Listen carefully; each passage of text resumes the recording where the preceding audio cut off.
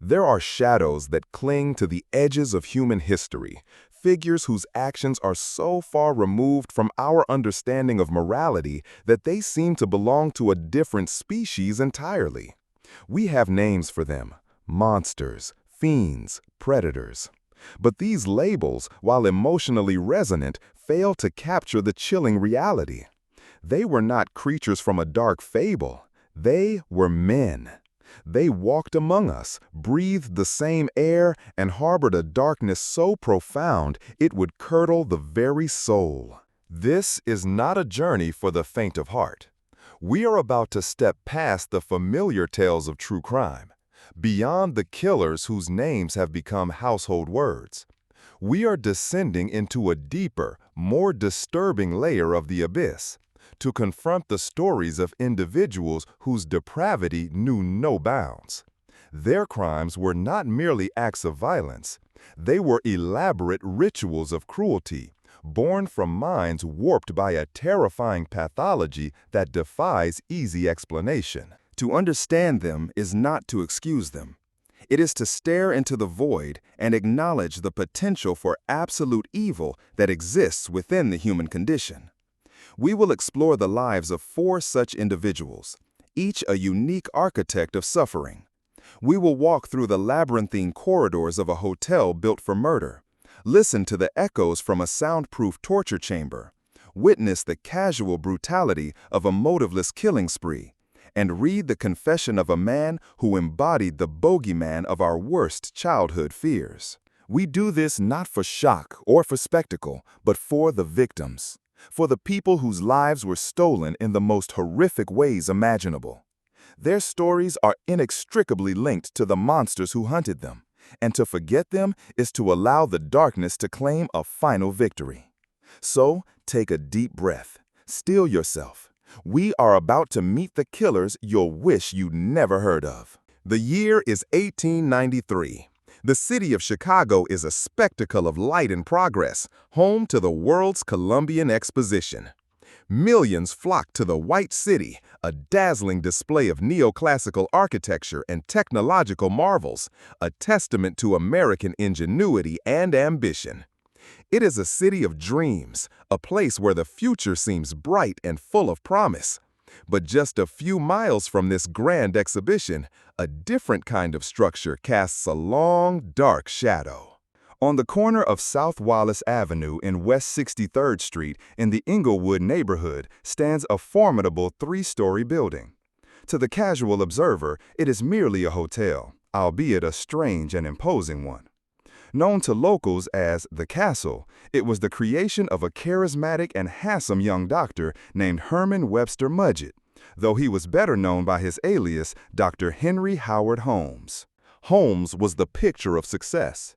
He was articulate, intelligent, and possessed an easy charm that drew people to him, particularly women. He presented himself as a brilliant entrepreneur, a pharmacist, a physician, a man of means and vision. But behind the disarming smile and confident facade was a mind of unparalleled cunning and cold, calculating malice. The Castle was not a hotel. It was a factory of death, a purpose-built labyrinth designed for the efficient disposal of human life. The construction of the building was a masterpiece of deception in itself. Holmes constantly hired and fired construction crews, ensuring that no single group of workers understood the full, bizarre layout of the structure they were creating. This constant turnover also allowed him to avoid paying many of them, the first hint of the deep-seated fraudulence that underpinned all his endeavors. The final result was a building that answered only to the whims of its creator. The ground floor housed a series of storefronts, including a pharmacy that Holmes himself operated. This lent an air of legitimacy to the enterprise, a respectable face for the horrors that lurked above. The upper 2 floors, however, were a maze of over 100 rooms, many of them windowless and soundproofed. They were connected by a bewildering network of staircases that led nowhere, hallways that ended in brick walls, and doors that could only be opened from the outside. Many of the guest rooms were outfitted with hidden gas lines, controlled by a panel in Holmes's own office. He could, at his leisure, flood a room with gas, asphyxiating the occupant within. Other rooms were lined with iron plates and asbestos, functioning as makeshift fireproof vaults. Trap doors were strategically placed in the floors, leading down chutes to the building's cavernous, dungeon-like basement. This basement was the epicenter of Holmes's depravity. It was a scene from a medieval nightmare, equipped with a surgical table for dissection, a crematorium, and multiple pits filled with acid and quicklime. Here, the bodies of his victims were processed with industrial efficiency. Holmes would strip the flesh from their bones, selling the articulated skeletons to medical schools and disposing of the rest through fire and chemical corrosion. His victims were numerous and varied, though he primarily targeted women. Many were employees he had hired, young women drawn to the city by the promise of the World's Fair. He would charm them, promise them marriage, and persuade them to sign over their life savings or take out insurance policies with him as the beneficiary. Once their financial utility was exhausted, they would simply disappear into the bowels of the castle. One such victim was Julia Connor, the wife of one of Holmes's employees. Holmes began an affair with her, and she, along with her young daughter Pearl, moved into the castle. Not long after, both Julia and Pearl vanished. When questioned, Holmes claimed that Julia had died during an illegal abortion he was performing, a convenient lie that played on the taboos of the era. The truth, of course, was far more sinister. Another pair of victims were the sisters, Emmeline and Nina Seagrand. Holmes hired Emmeline as his personal secretary, and soon she too fell under his spell. He proposed marriage, but her fate was sealed the moment she entered the castle. Her sister, Nina, came to Chicago to investigate Emmeline's disappearance and tragically met the same end. Holmes's web of deceit was vast, and he was adept at creating stories to explain the constant turnover of people in his life. Beyond his employees and lovers, Holmes also preyed on the tourists and visitors who came to Chicago for the fair. The castle's proximity to the fairgrounds made it an ideal, if deadly, lodging choice. How many unsuspecting travelers checked into the hotel and never checked out is a number lost to history. The transient nature of his clientele made their disappearances difficult to track, a fact Holmes exploited to its fullest potential. The genius of Holmes's operation was its fusion of business and murder. Every victim represented a potential profit. He sold their skeletons, pawned their possessions, and collected on their insurance policies. His crimes were not driven by a frenzied, uncontrollable rage, but by a cold, narcissistic greed and a profound lack of empathy. He viewed people as resources to be exploited and then discarded. The end of the World's Fair in 1893 marked the beginning of the end for H.H. Holmes. With the steady stream of potential victims drying up and with creditors closing in, Holmes abandoned his castle. He set fire to the top floor in an attempt to destroy the evidence and collect on an insurance policy, a final act of fraud connected to his monstrous creation. He then left Chicago, embarking on a new series of scams across the country. His travels eventually led him to Fort Worth, Texas, where he planned to construct another castle, but his fraudulent activities continued to draw unwanted attention. It was here that he reconnected with a former associate, a carpenter named Benjamin Peitzel. Peitzel was a longtime accomplice in Holmes' scams, a man who was both loyal and, tragically, disposable. Holmes concocted a plan with Peitzel to fake the latter's death in order to collect on a $10,000 life insurance policy. The scheme was simple. Peitzel would go into hiding, and Holmes would procure a cadaver to be disfigured and passed off as Peitzel after a supposed lab explosion. The insurance company, however, became suspicious and launched an investigation. Fearing exposure, Holmes decided to alter the plan. Instead of using a substitute cadaver, he murdered the real Benjamin Peitzel in Philadelphia. He knocked him unconscious with chloroform and then set him on fire, making the death look like the accident they had originally planned. He then collected the insurance money from Peitzel's unsuspecting widow, Carrie. What followed was perhaps the most chilling chapter of Holmes's entire criminal career. He convinced Carrie Pitzel that her husband was still alive and in hiding in London. Under this pretext, he took custody of 3 of her 5 children, Alice, Nellie, and Howard. For months, he traveled with the children across the northern United States and into Canada, all while their mother, also traveling under Holmes's direction, was kept just out of reach, always a city or 2 behind them. This cruel charade was a protracted psychological torture for both the children and their mother. Holmes wrote letters to Carrie, dictated by the children, to maintain the illusion that all was well. In reality, the children were prisoners, their fate already sealed. In Toronto, he locked Alice and Nellie in a large trunk, drilled a hole in the lid, and piped in gas, killing them both.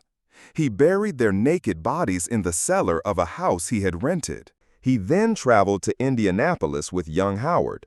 There, he killed the boy, dismembered his body, and burned the pieces in a stove. All the while, he continued to lie to Carrie Pitzel, assuring her that she would soon be reunited with her husband and her beloved children. The sheer, calculated cruelty of these acts is difficult to comprehend. It was a crime born not of necessity or greed, but of a monstrous and sadistic impulse. The investigation into the insurance fraud was led by the Pinkerton National Detective Agency. A determined detective named Frank Geyer was assigned to the case. Geyer's relentless pursuit of Holmes and his methodical search for the missing Pitzel children would ultimately unravel the full extent of the killer's depravity. Geyer painstakingly retraced Holmes's journey with the children. He followed a cold trail of hotel receipts, rental agreements, and witness testimonies. His search led him from city to city, a grim pilgrimage through the final days of the children's lives. In Toronto, his investigation led him to the rented house on St. Vincent Lane. After hours of digging in the damp, dark cellar, he made the heartbreaking discovery of the 2 small bodies. His search then continued to Indianapolis, where he located the cottage where Holmes had stayed with Howard. There, in the chimney of a large stove, he found fragments of bone, teeth, and a piece of the boy's coat. The evidence was undeniable. The Pitzel children had been systematically and brutally murdered by the man their mother had trusted. H. Holmes was finally arrested in Boston in November 1894, initially on a warrant for horse theft out of Texas. But as Geyer's discoveries came to light, the true nature of his crimes became terrifyingly clear. He was extradited to Philadelphia to stand trial for the murder of Benjamin Pitzel. While in Moyamensing prison, Holmes gave numerous conflicting confessions. He was a pathological liar, a master manipulator even in captivity. He claimed to have killed 27 people, then later recanted, saying he had killed only 2.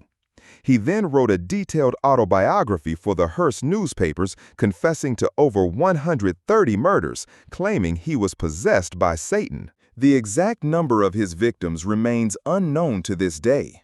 The fires, the acid pits, and the crematorium in his Chicago castle did their work too well. While investigators who searched the building found bone fragments, strands of hair, and blood-stained clothing, a definitive victim count was impossible.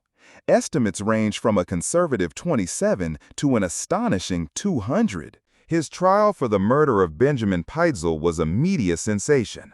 Holmes, ever the performer, acted as his own attorney, cross-examining witnesses with a chilling calm. But the evidence against him was overwhelming. The jury took only 6 hours to find him guilty, and he was sentenced to death by hanging. On May 7, 1896, Herman Webster Mudgett, alias H. Holmes, was executed. Even on the gallows, his composure was unnerving. He remained calm and showed no signs of fear or remorse. His final request was that his coffin be filled with cement and buried in an unmarked grave 10 feet deep, fearing that his own body would be stolen and dissected, just as he had done to so many others. The Chicago murder castle itself met a strange fate. It was mysteriously gutted by fire in 1895, shortly after Holmes's arrest. The remaining shell of the building stood as a grim local landmark until it was finally torn down in 1938. Today, a United States post office stands on the site, with no plaque or marker to commemorate the horrors that once transpired beneath its foundations. The story of H. Holmes is a chilling reminder of the darkness that can hide behind a mask of civility and charm. He was a product of his time, a predator who used the anonymity and optimism of a rapidly industrializing America as his hunting ground. He turned the American dream of progress and innovation into a personal, industrialized nightmare. His legacy is not just in the number of his victims, but in the sheer, cold-blooded methodology of his evil. He did not just kill, he engineered, processed, and profited from death, leaving behind a tale of depravity that continues to haunt the annals of true crime. We now move forward in time, from the gas-lit streets of 19th century Chicago to the sun-scorched landscape of the American Southwest in the late 20th century. Here, in the desolate expanse of the New Mexico desert, another kind of monster constructed his own private hell. This was not a grand castle of brick and mortar, but a humble, insulated trailer, a place its creator chillingly referred to as his toy box. His name was David Parker Ray, and from 1957 until his arrest in 1999, he orchestrated a reign of terror that is almost unparalleled in its sadistic complexity. Ray was not a typical serial killer who sought the simple, final act of murder. His ultimate goal was something far more twisted: the complete and total annihilation of a person's will, the deconstruction of their humanity through a meticulous regimen of psychological, physical, and sexual torture. On the outside, David Parker Ray was an unremarkable figure. A former Army mechanic and auto body worker, he lived a seemingly quiet life in the small town of Elephant Butte, New Mexico. He was known to his neighbors as a bit of a loner, perhaps eccentric, but no one suspected the elaborate and horrifying world he had built for himself just out of sight. His toy box was a custom-outfitted trailer, soundproofed and filled with an arsenal of torture devices that he had either purchased or built himself. The interior was a nightmarish theater of cruelty, equipped with surgical tools, whips, chains, pulleys, and a complex array of electrical devices. A gynecological examination table with stirrups was bolted to the floor, the centerpiece of his horrific stage. Ray did not work alone. Over the years, he enlisted a series of accomplices, including girlfriends, friends, and, most disturbingly, his own daughter, Glenda Jessie Ray. These accomplices would help him abduct women, restrain them, and participate in the prolonged torture sessions that could last for days, weeks, or even months. His method was terrifyingly consistent. He and an accomplice would target a woman, often at a local bar or on a desolate stretch of road. They would abduct her, drug her with sedatives, and transport her to the toy box.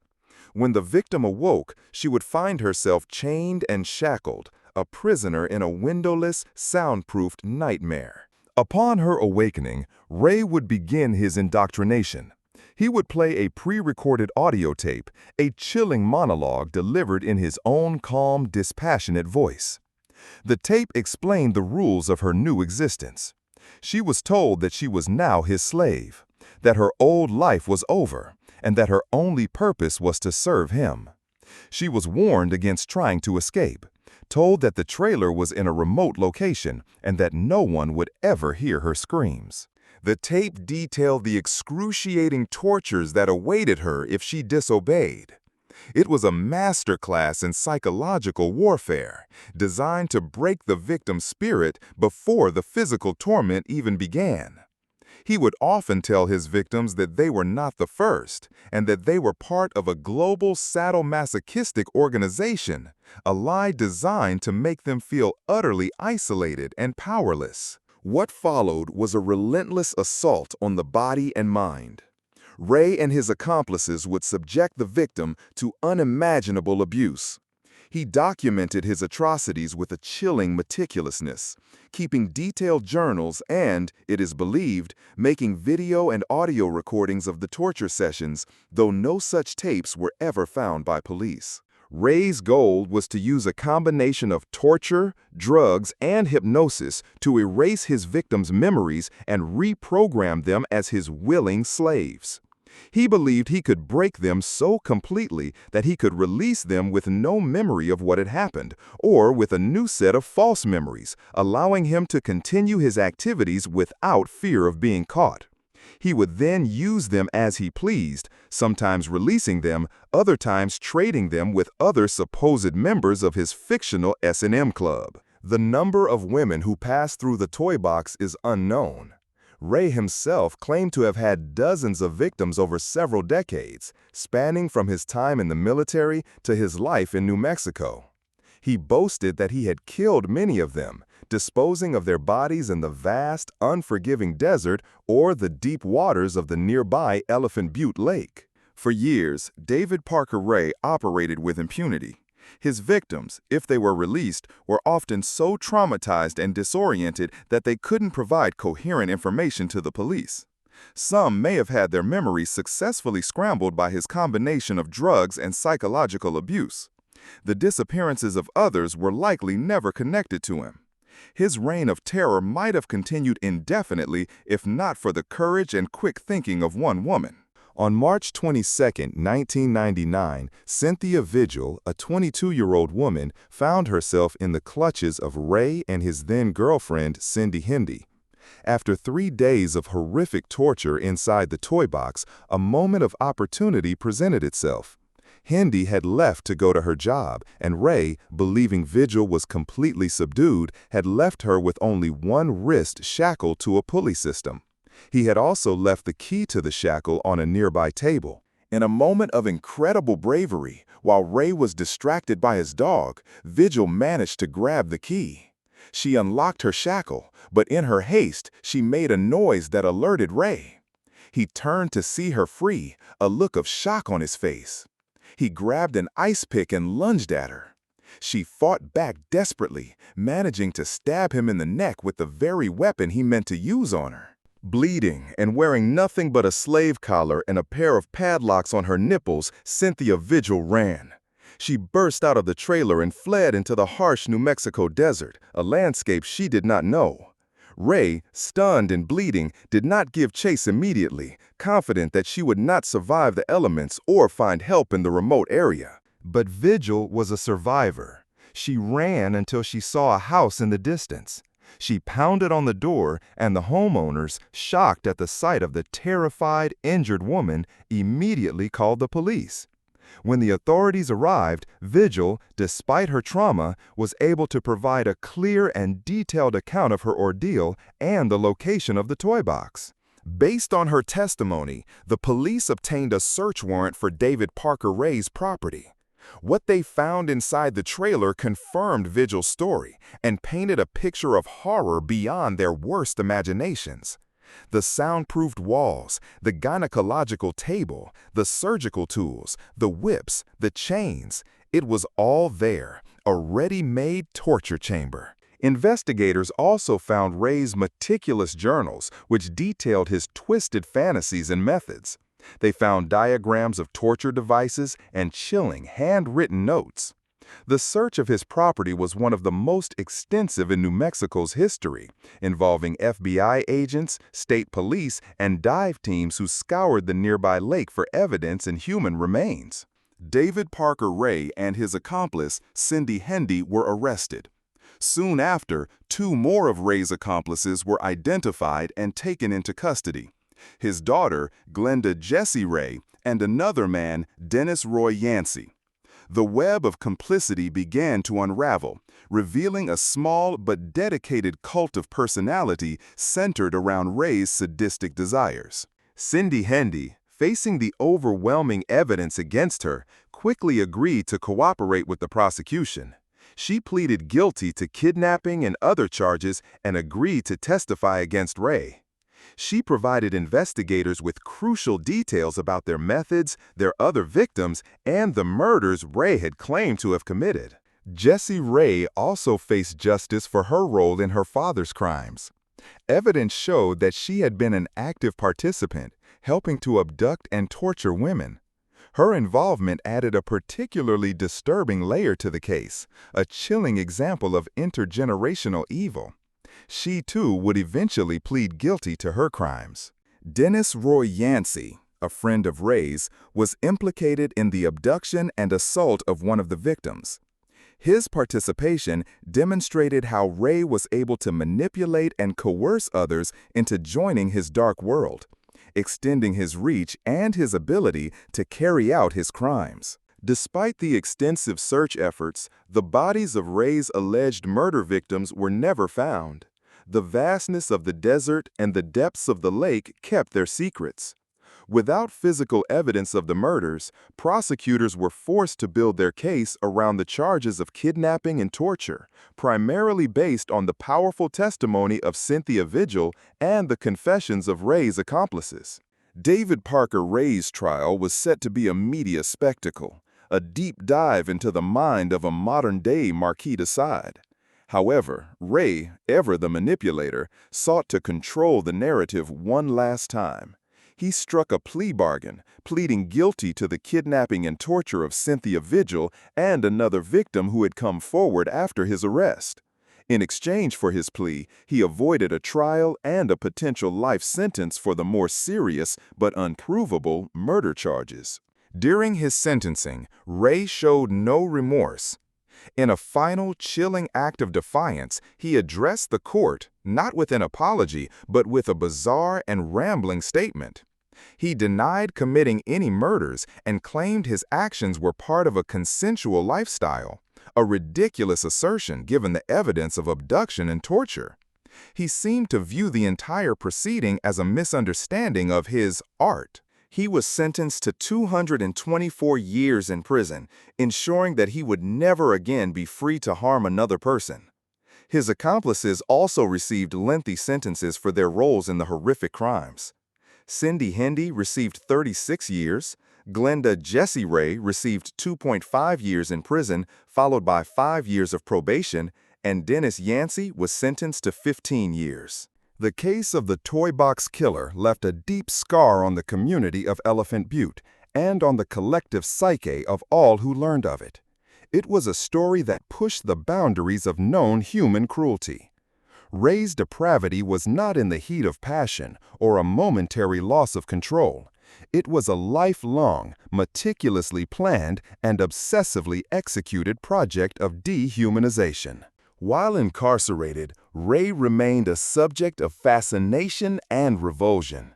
He continued to play mind games, offering tantalizing hints about the locations of his victims' bodies to investigators, but never providing concrete information. It was his last form of control, his final way of torturing the families of the missing women who believed he held the key to their final resting places. In 2002, just a few years into his sentence, David Parker Ray died of a massive heart attack in prison. He took his secrets to the grave. The exact number of his victims, the full extent of his decades-long reign of terror, and the locations of those he claimed to have killed will likely never be known. He left behind a legacy of unimaginable pain and a chilling question. How many others like him are out there, hiding their own private hells just beyond our view? The story of the Toy Box is a testament to the resilience of the human spirit embodied by Cynthia Vigil. Her refusal to be broken, her incredible courage in the face of absolute evil is the one ray of light in this otherwise pitch-black tale. She not only saved her own life, but also brought an end to the horrific career of a man who was, in every sense of the word, a monster. Our journey into the abyss now takes us across the globe and into the 21st century, to a place where the collapse of an old world order gave rise to a new and terrifying form of nihilistic violence. In the summer of 2007, the industrial city of Dnepropetrovsk, Ukraine, was gripped by a palpable sense of fear. A wave of seemingly random, brutal murders was sweeping through the city, leaving a trail of terror and bewilderment in its wake. The victims were ordinary people, targeted without any apparent motive. They were men, women, and children from all walks of life, attacked while walking home, riding their bicycles, or simply resting on a park bench. The attacks were characterized by extreme, savage violence. The victims were bludgeoned to death with hammers or other blunt objects, their faces often mutilated beyond recognition. The randomness of the killings was what made them so terrifying. There was no clear pattern, no discernible link between the victims. The motive was not robbery, as their valuables were often left untouched. It was not sexual assault. The violence seemed to be the end in itself, an explosion of pure, unadulterated hatred directed at anyone unfortunate enough to cross the killer's path. The local police were baffled. They were dealing with a type of crime that was foreign to them, a spree of motiveless murders that seemed more at home in a horror film than in the streets of their city. As the body count rose, public pressure mounted. The media dubbed the unknown assailants the Dnepropetrovsk maniacs, a name that captured the senselessness and brutality of their actions. The reign of terror began in late June 2007 and escalated with terrifying speed. In just 1 month, 21 people were murdered. The city held its breath. People were afraid to go out after dark. The streets, normally bustling with life, became eerily quiet. The community was living in the shadow of an unseen, unpredictable, and utterly ruthless predator. The perpetrators of these horrific crimes were not seasoned criminals or shadowy figures from the underworld. They were 3 19-year-old boys from affluent, well-educated families: Viktor Sayenko, Igor Supranyuk, and a third accomplice, Alexander Hanja. They had been friends since childhood, growing up in a post-Soviet Ukraine that was grappling with economic instability and a crisis of identity. Sayenko and Supranyuk were the core of the group, the driving forces behind the violence. From a young age, they exhibited a shared cluster of disturbing traits. They had a fear of heights, a fear they sought to conquer by hanging from the balconies of high-rise apartment buildings for hours on end. This thrill-seeking behavior was an early indicator of their skewed perception of risk and their need for extreme stimulation. Their cruelty began, as it so often does, with animals. They would capture stray dogs and cats, torturing and killing them in the woods near their homes. They photographed and filmed these acts, a chilling rehearsal for the human atrocities they would later commit. This progression from animal to human cruelty is a well-documented, classic hallmark of many serial offenders. Alexander Hanja was a more peripheral member of the group. He suffered from hemophobia, a fear of blood, which prevented him from taking part in the murders. However, he was present during several of the initial attacks and was involved in a series of armed robberies that preceded the killing spree. His role was that of a follower, swept up in the dark charisma of his more dominant friends. The escalation from animal cruelty to murder was shockingly abrupt. On June 25, 2007, they claimed their first 2 human victims. From that point on, they embarked on a killing frenzy. Their method was simple and brutal. They would drive around the city in Supranyuk's Daewoo Lanos, a car given to him by his parents, looking for isolated individuals. They would then attack with hammers, pipes, or other blunt instruments they kept in the trunk. They seemed to derive a perverse sense of power and excitement from their crimes. They documented their work with a cold detachment, taking pictures of their victims' bodies with their cell phones. They were creating a gruesome trophy collection, a digital scrapbook of their murderous summer vacation. The lack of any emotional response in their demeanor was one of the most disturbing aspects of the case. The breakthrough for the police came after one of the attacks. A victim who had been left for dead managed to survive and provide a description of the attackers and their car. This crucial piece of information, combined with other leads, finally put the investigators on the right track. They began to close in on the trio. On July 23, 2007, Sayenko and Supernyuk were arrested after attempting to pawn a cell phone they had stolen from one of their victims. The shop owner, aware of the ongoing investigation, alerted the police. Alexander Hanja was arrested shortly thereafter. The city of Dnepropetrovsk could finally breathe a collective sigh of relief. The maniacs had been caught. When the police searched the suspects' homes, they found a wealth of damning evidence. They recovered the stolen items from the victims, blood-stained clothing, and the murder weapons. But the most horrifying discovery was yet to come. On their computers and cell phones, investigators found a massive collection of photos and videos documenting their crimes. This digital evidence was a window into the killer's souls, and what it revealed was a chilling void. The photos showed them posing with their victims, sometimes mimicking their death throes, a grotesque and mocking display of their complete lack of empathy. But it was one video in particular that would shock the world and cement the Dnepropetrovsk maniac's place in the annals of criminal depravity. The video, which would later be leaked to the internet under the title 3 Guys, 1 Hammer, showed the brutal murder of 48-year-old Sergei Yatsenko. The footage is raw, unflinching, and almost unbearable to watch. It depicts Sayenko and Suprunyak in a wooded area standing over Yatsenko, who was lying on his side. They proceed to bludgeon him to death with a hammer, striking him repeatedly in the face and head. Throughout the ordeal, the killers are calm, almost businesslike. They can be heard talking to each other, their voices steady.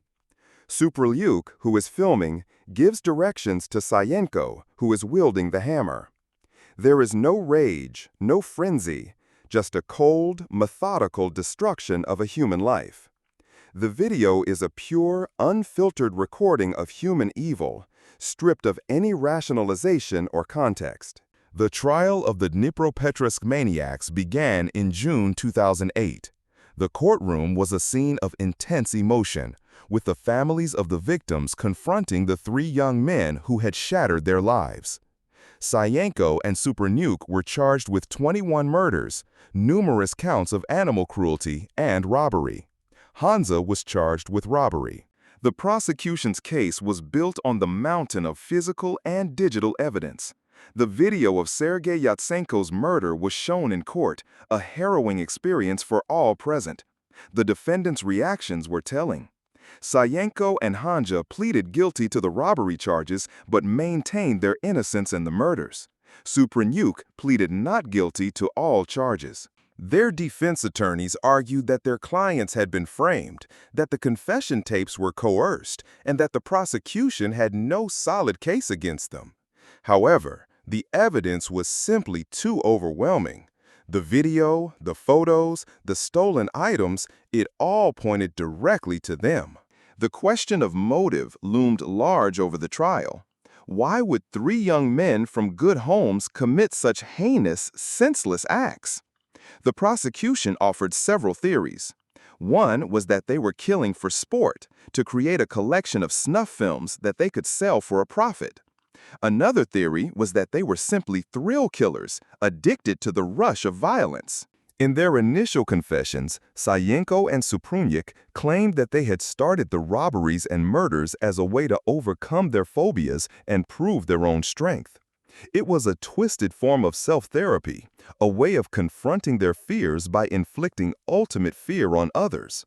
This explanation, while psychologically compelling, does little to explain the sheer scale and brutality of their crimes.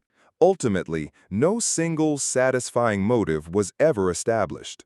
The crimes of the Dnipropetrovsk maniacs seemed to be a product of a perfect storm of psychopathy, nihilism, and the desensitizing influence of modern media. They were children of a digital age, for whom the line between reality and virtual violence may have become irrevocably blurred. They were not killing for gain or for ideology. They were killing for content. In February 2009, the verdict was delivered. Viktor Sayenko and Igor Suprunyak were found guilty of 21 murders and sentenced to life in prison, the maximum penalty in Ukraine. Alexander Hanja was found guilty of armed robbery and sentenced to 9 years in prison. The families of the victims found some measure of justice, but the scars left on the community would take a long time to heal. The case of the Dnepropetrovsk maniacs is a profoundly modern horror story. It speaks to a particular kind of 21st century depravity, where life can be cheapened to the point of becoming a spectacle, and murder can be treated as a form of entertainment. The image of these two young men calmly documenting their atrocities with a cell phone is a chilling symbol of a world where empathy can be lost in the cold glow of a digital screen. Their story serves as a terrifying warning that the most profound darkness can emerge from the most unexpected places, armed not with a grand evil plan, but with a simple hammer and a camera. For our final and perhaps most disturbing exploration of depravity, we must travel back in time once more, to the early 20th century in America. This is a story that transcends the boundaries of true crime and enters the realm of folklore, of the cautionary tales we tell children to warn them of the dangers of the world. But this story is real, and the man at its center was more monstrous than any fairy tale villain. His name was Albert Fish. Albert Fish is often referred to as the Gray Man, the Werewolf of Wisteria, or the Brooklyn Vampire. These sensationalist nicknames, while evocative, fail to capture the true stomach-churning horror of his life and crimes. Fish was a predator of the most vulnerable, a cannibal, and a sadomasochist whose capacity for cruelty, both to others and to himself, seems almost limitless. To understand Albert Fish, one must first look at the crucible of his childhood. Born in 1870 in Washington, D.C., his early life was marked by tragedy and institutionalization. His family had a history of mental illness, and after his father's death, his mother, unable to cope, placed him in an orphanage. The St. John's Orphanage was a place of brutal discipline and abuse, a Dickensian nightmare where young Albert was subjected to regular, severe beatings. It was here that he first began to associate pain with pleasure, a psychological knot that would tighten and warp his mind for the rest of his life. He left the orphanage and entered a world he was ill-equipped to handle. He drifted from job to job, eventually becoming a house painter, a trade that gave him access to the homes of strangers. He married and had 6 children, presenting the outward appearance of a normal, if somewhat eccentric family man. But beneath this thin veneer of normalcy, a maelstrom of violent and perverse fantasies was raging. Fish's depravity was multifaceted. He was a sadist who derived pleasure from inflicting pain, and a masochist who engaged in extreme acts of self-harm. He would whip himself with a studded paddle, and, most shockingly, inserted numerous needles into his own body, particularly in his pelvic region. An X-ray taken after his arrest would reveal over 24 needles lodged permanently inside him, a testament to his lifelong obsession with pain. His most notorious crime was the abduction and murder of a 10-year-old girl named Grace Budd in 1928. Fish, using the alias Frank Howard, responded to a newspaper ad placed by Grace's older brother who was looking for farm work. Fish visited the Budd family at their home in Manhattan, presenting himself as a kindly, elderly farmer from Long Island. He charmed the family with his gentle demeanor and grandfatherly appearance. He was polite, well-spoken, and seemed to be a respectable man. Over several visits, he gained their trust completely. He then made a strange request. He asked if he could take young Grace with him to his niece's birthday party. He promised to have her back that same evening. The Budds, seeing no reason to distrust this kind old man, agreed. It was the last time they would ever see their daughter alive. Albert Fish took Grace Budd from her home, led her to a dilapidated, abandoned cottage in Westchester County he had chosen beforehand, and there he strangled her and cannibalized her remains. For 6 long years, the fate of Grace Budd remained a mystery, a cold case that haunted the New York City Police Department and tortured her family. The breakthrough came in a manner so shocking, so utterly depraved, that it is almost beyond belief. In 1934, Grace's mother, Delia Budd, received a letter. The letter was anonymous, written on cheap, lined paper in a spidery, unsettling hand.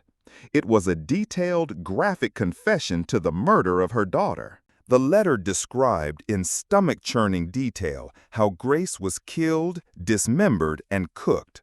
The author wrote of the pleasure he derived from the act, claiming it took him 9 days to eat her entire body. The prose was a bizarre mix of quasi-religious ramblings, obscene descriptions, and a chillingly matter-of-fact account of the murder. It was a letter sent from the deepest, darkest pit of human evil. Horrified but determined, the Budd family turned the letter over to the police. The letter contained one crucial clue. The author had used a distinctive letterhead on the stationery, a symbol for a private chauffeurs union. This small detail gave the police their first real lead in 6 years. The investigation was assigned to Detective William King of the Missing Persons Bureau, a man who would become obsessed with finding the monster who wrote the letter. Detective King's investigation was a masterclass in methodical police work. He traced the stationery to a rooming house in New York City where many of the union's members lived. He learned that a former tenant, a man who fit the description of Frank Howard, had left some of the stationery behind. The landlady identified the man as Albert Fish. With a name and a description, Detective King began his hunt. He discovered that Fish had a son who had been institutionalized for a time. He tracked down Fish's estranged wife and other family members, slowly piecing together the puzzle of this phantom-like figure. The trail eventually led him to a boarding house on East 52nd Street, where Fish was living under another alias. Detective King, knowing he was dealing with a dangerous and unpredictable individual, approached the boarding house with caution. He found Fish there and, in a moment of brilliant police work, managed to lure him out and arrest him without a struggle. Albert Fish, the gray man who had haunted the city for decades, was finally in custody. In custody, Fish did not deny his crimes. In fact, he seemed eager to confess. He calmly and without a shred of remorse recounted the murder of Grace Budd, his confession mirroring the horrific details of the letter. He then began to confess to other murders, his claims growing more and more fantastic. He claimed to have killed and eaten children in every state, putting his victim count at over 100. While many of these claims were likely the product of his delusional and grandiose psyche, investigators were able to confirm at least 2 other murders.